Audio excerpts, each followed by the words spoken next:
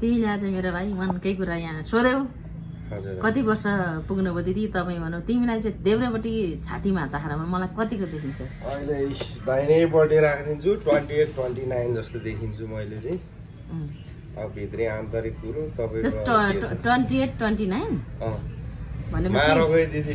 जुन भगवानलाई गएर कसम हाल्नु रेडी भित्रबाट भनेको हो नि अनि दिउँसै दिउँ मलाई त्यस्तो देखिन्छ नि त एकदम भनेपछि 28 9 हैन मिलाएर 30 राख्दिउँ न अब तपाई 28 9 भनिसकेपछि म बुझ्नु न कति होला म चाहिँ झन् स्वीट 16 हो अलि यो सर्जरी गरे हो योहरु हैन तिमीले अनि त मेरो 30 भनिसकेपछि मेरो 7 वर्ष कता लगिदिउ 7 वर्ष अब त्यो मेन्टेनेन्स गर्दिउ हिसाब किताब म सर्भिस हान्देउ त बिग्रियो त सर्भिसिङ दि हुनुपर्छ 37 वर्ष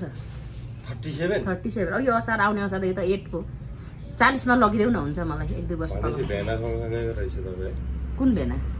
ए हाम्रो यो सम्झी ए त्यति 24 सालको हो क्या म भनेपछि 28 29 मा अझै आँट हिम्मत बढेर